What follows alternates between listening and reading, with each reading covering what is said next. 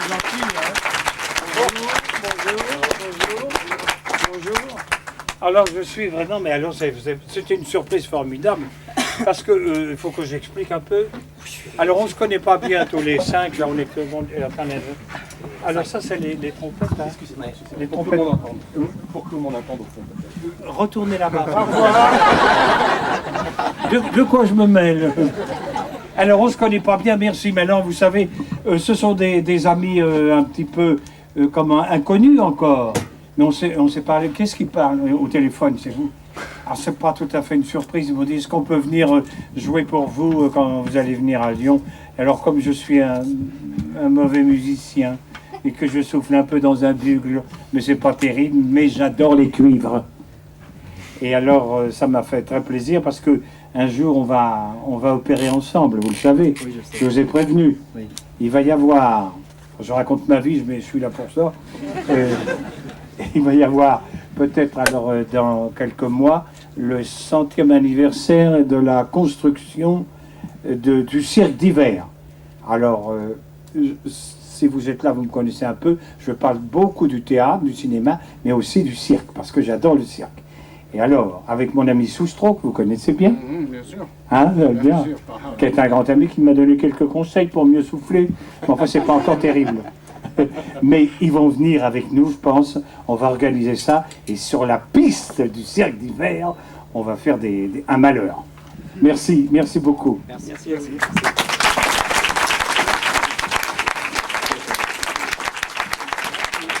Et alors, évidemment, chaque fois que je dirai quelque chose d'un peu amusant, ils vont ponctuer d'un grand coup de sonnette, un grand coup de trompette. Merci. À tout à l'heure, on se verra? Ok, merci beaucoup. Hein. Bon, eh bien maintenant, je vais vous avouer la vérité. Je suis très fatigué. Comment? Et simplement, je vais vous demander la permission de m'assoupir pendant une vingtaine de minutes. Non, rassurez-vous.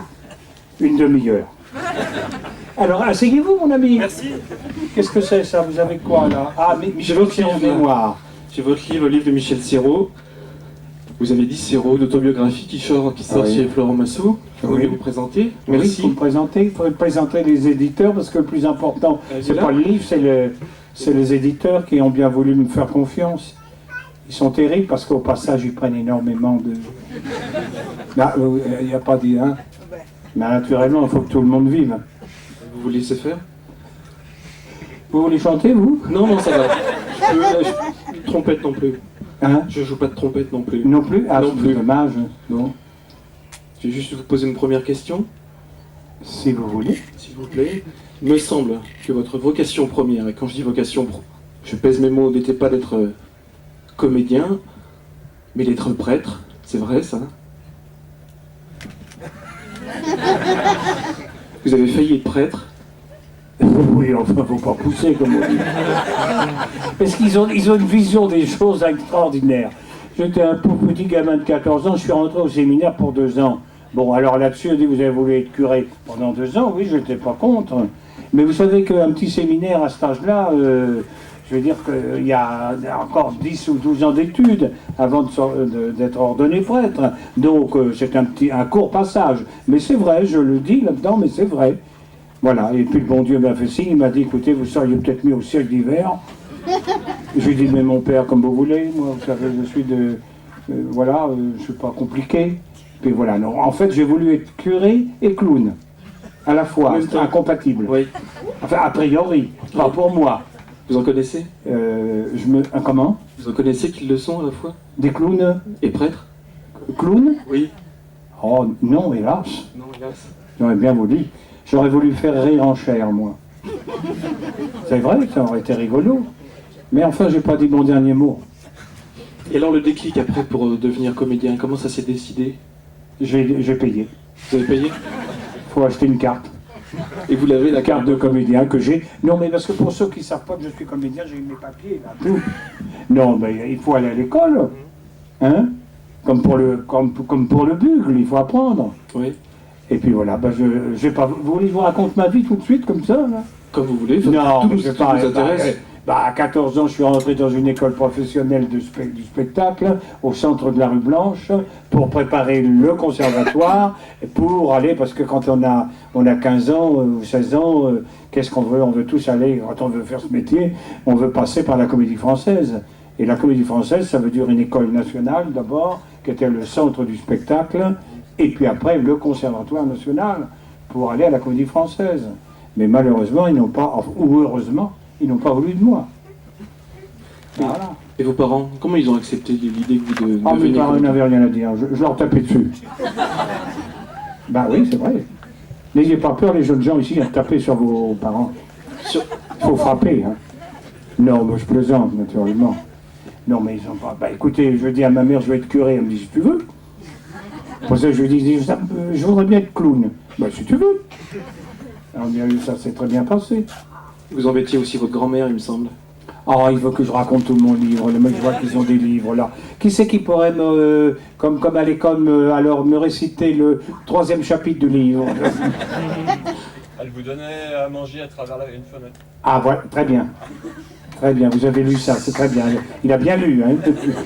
Oui, comme un oiseau, parce que ma mère, j'allais à l'école communale à l'époque, et nous donnait des tickets pour la cantine. Et moi, non, des tickets, non, elle me donnait l'argent, et moi, je gardais l'argent pour moi, mais je n'allais pas à la cantine. Donc, je ne pouvais plus manger. Alors, ma grand-mère était au courant, elle me dit, tu viendras à midi, et au bord de la fenêtre, au rez-de-chaussée où on habitait, elle me donnait à manger comme un oiseau qui vient, comme ça, là. Alors, j'avais droit à un œuf dur, un fruit, etc., un peu de fromage. Et si vous me voyez là, c'est grâce à ma grand-mère, qui m'a nourri à l'œil. J'imagine que vous avez énormément de questions à poser à Michel Serrault, donc je vais me déplacer, vous faire passer le micro, et on va continuer à... Mais je vous en prie, mon ami. Merci. Alors, j'arrive. Je vais être obligé de vous embêter un petit peu pour faire passer le fil du micro. Excusez-moi. Désolé. Vraiment désolé. Excusez-moi.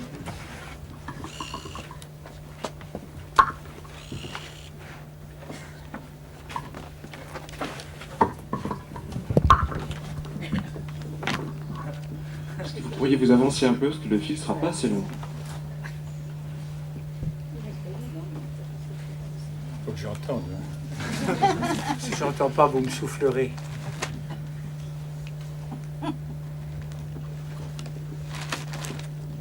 Qu'est-ce que c'était votre premier film? Quoi? Qu'est-ce que c'était votre premier film? Ah, attention, il y a un concours là. Eh bien, le premier, devinez. Qui peut dire ça? Les diaboliques. Comment? Diaboliques. Les diaboliques, vous. C'est tout? À droite, à ma gauche? Ah, ou les belles vacances, non? Ah, voilà! Ben, je vais vous raconter l'histoire de ça. Je rencontre de temps en temps, je rencontre des journalistes. Alors, quand le journaliste un peu très sérieux, qui, je veux dire, faut que je l'épate un peu, parce que sinon, et je mens. Et je lui dis, mon cher ami, il me dit, qu'est-ce que c'est votre premier film? Alors, s'il le prend sur ce ton-là, je lui dis, écoutez, mon cher ami, mon premier film, c'était avec Monsieur Clouseau, Les Diaboliques. Très beau film, magnifique. Il est très content. Puis quand c'est un mec un peu, je dirais pas plus sympa, enfin un peu plus détendu, et puis alors Michel, alors qu'est-ce que c'était votre premier film alors? Ben je lui dis c'était dans Les Belles Vacances, un film de Robert Derry où je jouais déjà de la trompette, mal mais je jouais déjà. Alors là, lui il rigole parce que c'était pas. Derry était un grand ami, De Funès aussi. Il y avait De Funès, il y avait Legras, il y avait Olaf, il y avait Derry lui-même, il y avait Raymond Bussière, il y avait un tas de gens très bien de l'époque. Et moi, je faisais très peu de choses, mais la vérité, la première fois que j'ai fait du cinéma, c'était dans ce film de Les Belles Vacances, qui était, d'ailleurs, c'était tiré d'un spectacle de Robert Derry, qui avait, vous vous souvenez sans doute, enfin quelques-uns doivent se souvenir, il avait créé Les Branquignoles dans les années, en 48 je crois. Et après ça, il a fait Les Belles Vacances avec De Funès, etc. Mais il n'avait pas fait la mise en scène du film. Et il y avait un grand metteur en scène que vous connaissez tous, qui s'appelait Loubignac. Jean Loubignac. C'est Jean? Jean C'est Jean Loubignac, oui. Mais personne ne le connaît, vous voyez. Non, mais enfin, c'était un film très drôle. Alors, qui l'a vu? Il n'y en a pas beaucoup, là. Oui. Vous vous souvenez de ça? Ah oui, c'est bien. Vous avez gagné. Qu'est-ce qu'ils ont gagné quand ils ont répondu? Une place pour voir les belles vacances. Mais maintenant, il faut aller dans un cinémathèque parce que ça passe plus dans les quartiers. Alors, maintenant, une seconde question. Pour combien? Question? Madame.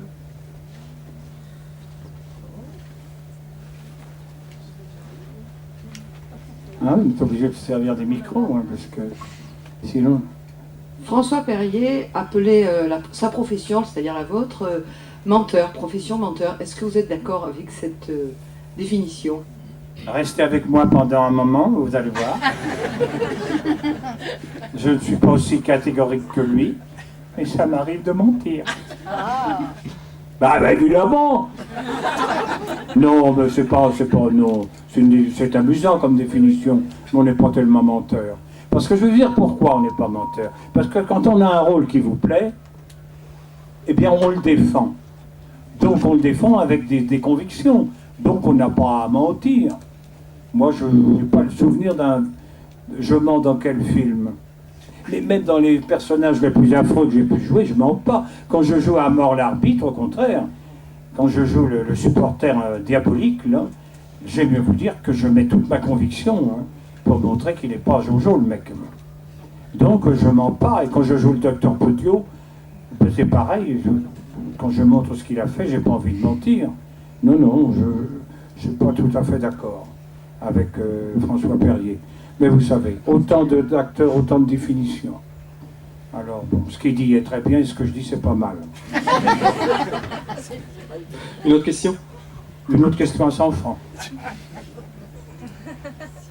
Attendez, mister, attendez. Ja, jullie weet en daarna ook niet.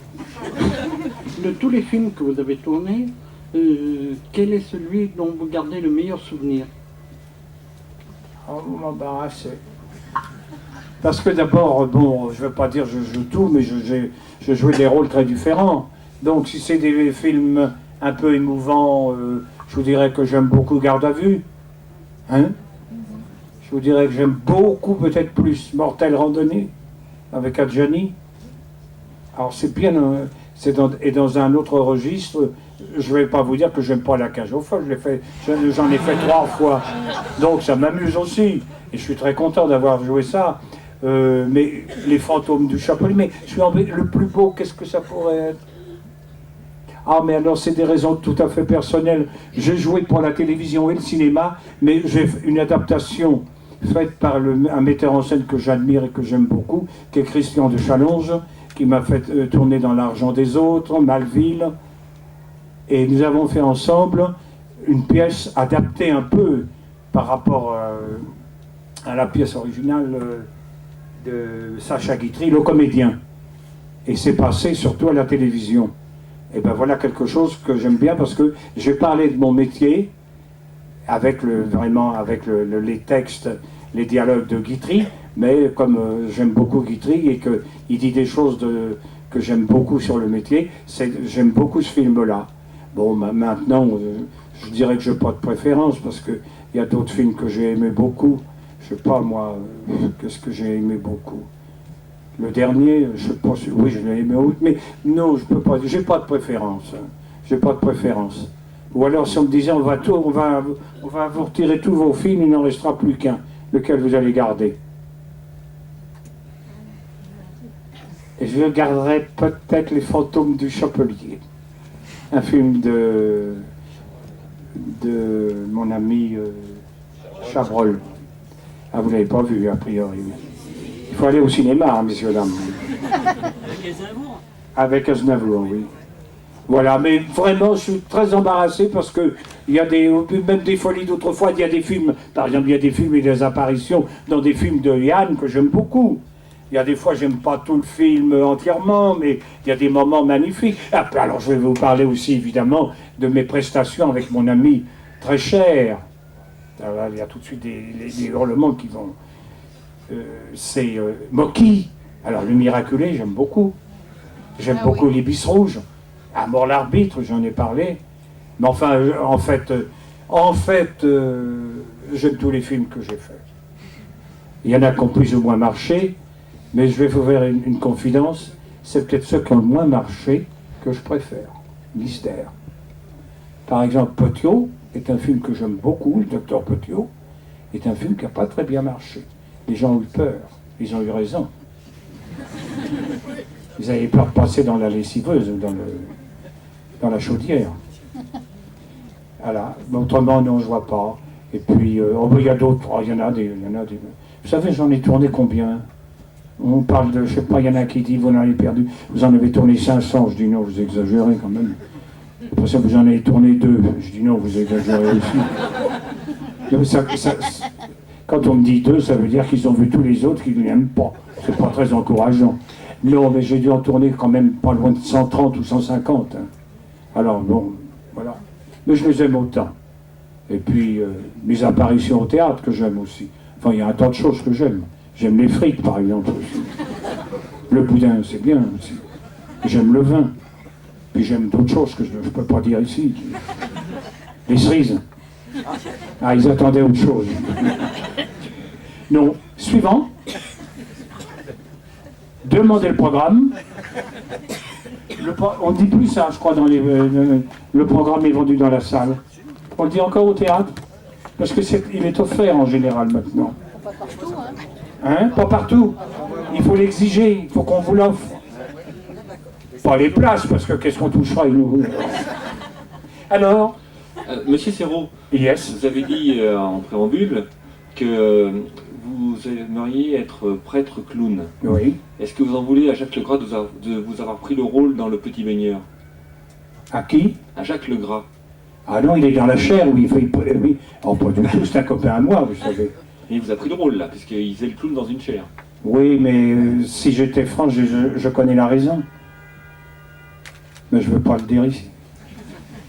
Je suis beaucoup plus cher que lui.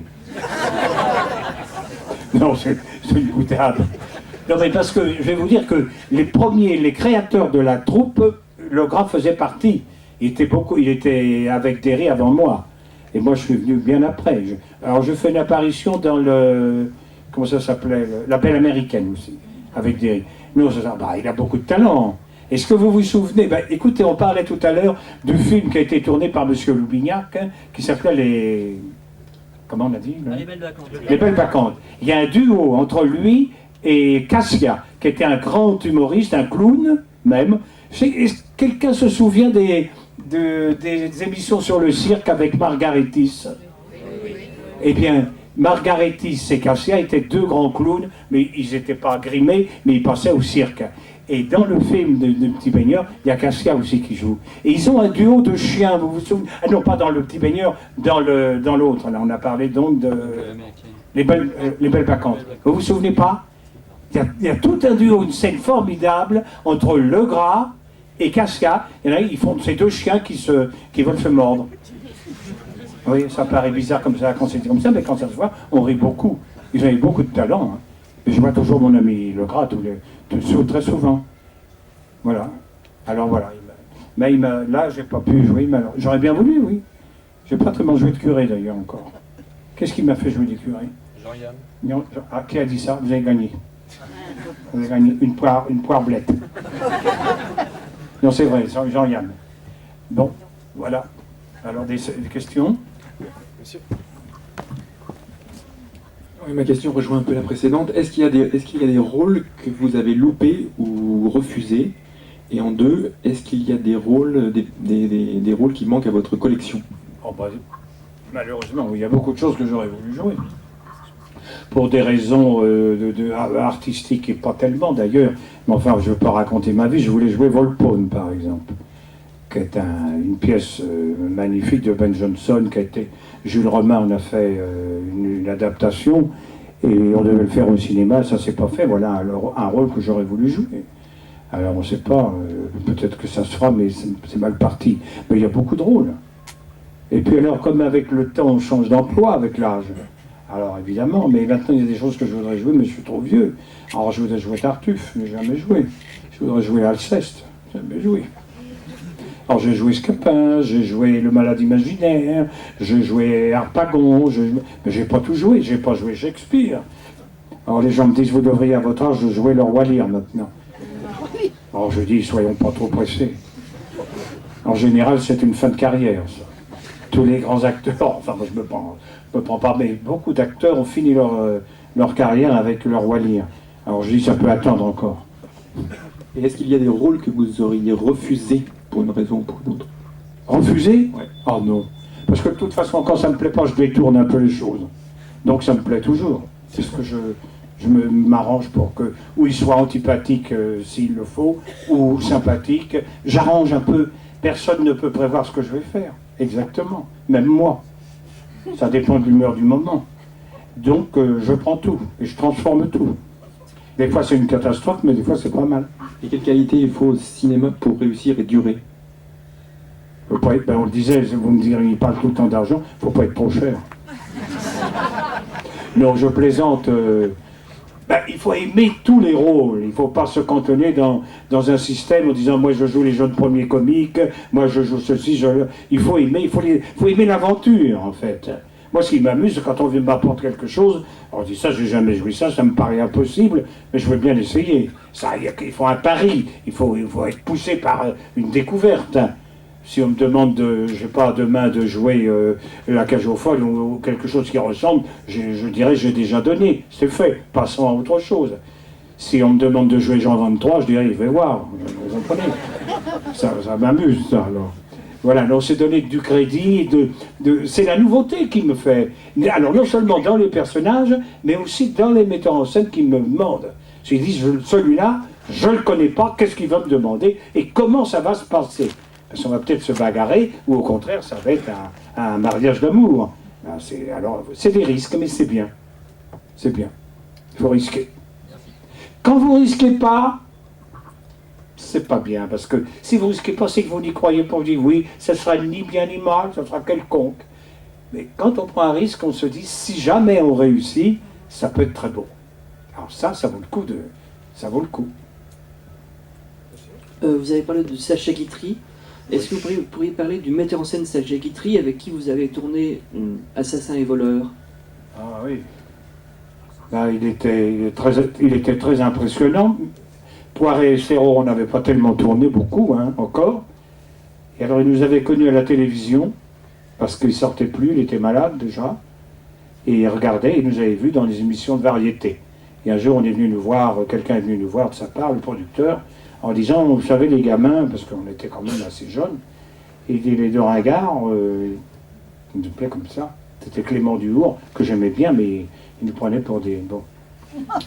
Et il a dit, il faudrait voir, parce que le maître, lui avait été lanceur il avait fait beaucoup de sport, il avait lancé le javelot, il avait fait un tas de trucs, mais il était très brave, et je l'aimais beaucoup. Mais enfin, il venait plutôt il avait été à l'école sur les fortifs, un peu comme moi. Et alors, il dit, les gars, il faudrait venir parce qu'il y a le maître qui voudrait vous connaître. Qui c'est le maître? Guitry. Ah, tiens, bon. Alors, le lendemain, ou 2 jours après, on était chez lui. On a été reçus par le maître.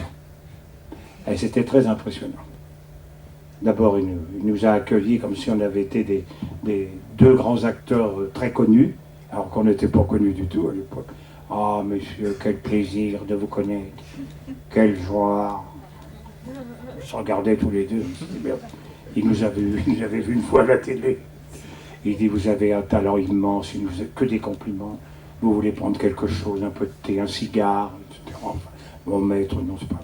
Puis il nous a raconté son histoire. Et alors on était très troublés et on avait le trac parce qu'il avait écrit le scénario pour lui et Michel Simon. Alors dis donc, quand on avait 25 ans ou 24 ans, moi remplacer Michel Simon, ça faisait peur. Et Jean, lui, devait jouer le rôle qui était écrit pour Guitry. Alors il nous a expliqué tout ça, puis ça s'est très bien passé. Il était charmant, mais il y avait une chose qu'il aimait beaucoup, il aimait faire rire. Et il fallait qu'il fasse rire sans arrêt. Alors voilà, c'était très agréable. Il était très fatigué, on le portait, il ne pouvait plus marcher. C'était des machinaux qui l'amenaient sur le plateau. Et puis, alors, il était très précis. Alors, on avait le trac un peu, hein, parce qu'on n'avait pas tourné beaucoup encore. Et alors, il fallait faire très attention au texte. Et il y avait la secrétaire qui nous a répété, comme des gosses à l'école.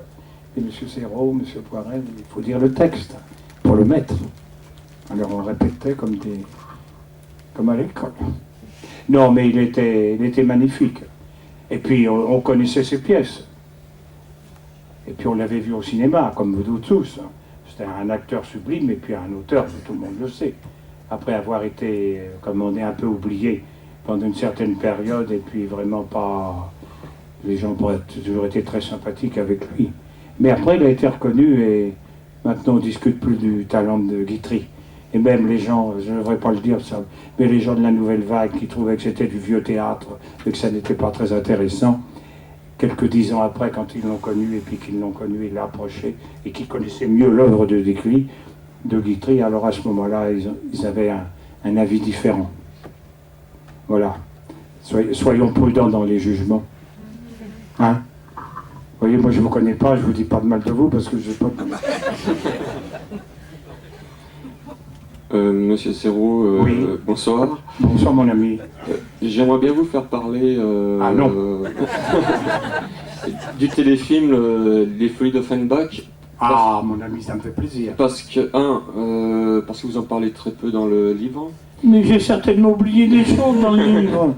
Mais il y avait 6 épisodes, je ne pouvais pas raconter les 6 épisodes. Non, surtout... Mais c'est un des meilleurs souvenirs de télé que j'ai, moi. Oui, c'est ce vous que je voulais allez te dire, c'était naze. Non, c'est pour ça que je voulais dire, parce que c'était la première fois que je voyais ma mère pleurer. Votre maman ouais. Pleurer? Ouais. Ah, ça me fait plaisir. Parce que... Non mais si, ça me fait plaisir, parce que, comme tout le monde, quand on pleure, on sait rire.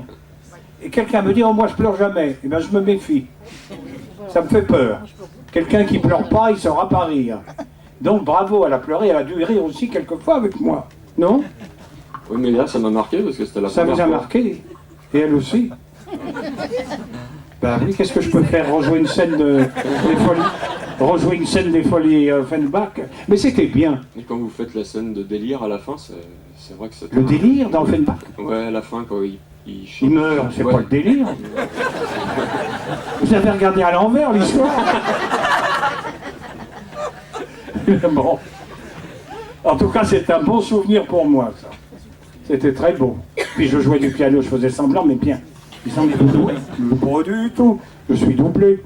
D'ailleurs, ma voix, je suis doublé, c'est jamais moi qui parle.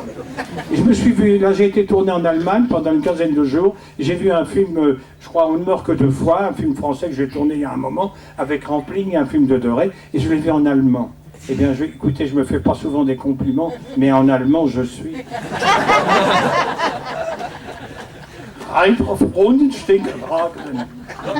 Ja. Wollen Sie? Alors j'étais épatant, je dis mais qu'est-ce que c'est que cet acteur magnifique? Et les gens étaient à côté, mais c'est un acteur français. un acteur français qui est doublé. Je ne suis pas vu encore, mais je voudrais me voir en chinois, en japonais, en italien je me suis vu aussi. Très bien aussi. Très bien en italien. À quelqu'un? Est-ce que je peux vous poser une question? Non. Allez, allez-y mon ami. Est-ce que vous seriez d'accord pour signer quelques livres? Eh oui, mais il y en a plus que 2. Oui, ben naturellement. Oui. Pourquoi bien sûr, ils pensent bien que je suis un peu là pour ça. Très bien, alors bienvenue.